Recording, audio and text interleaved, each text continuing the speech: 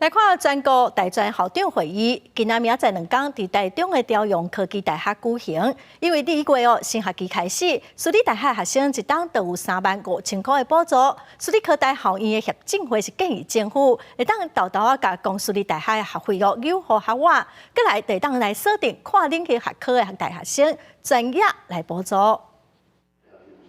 为教育部高教司的基层来做起，朱俊章是做高教司长到今仔日拄好5年7个月，因为确定5月要外派温哥华，113年大学校长会议是任内最后一届参加。教育政策都是延续的哈，我们在这段时间能够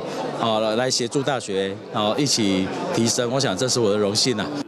教育政策延续来进行，朱俊章讲，亲像甲公私立学校学杂费的差距来纠合平，私大学生逐年有3.5万的补助，2月就会实施。也毋过私立科大校院协进会表示，政府会当采取渐进来纠平公私立大学学费。那么一般的学生补助3万5嘛，哈，那么 STM 的学生可以先优先考虑全额来补助。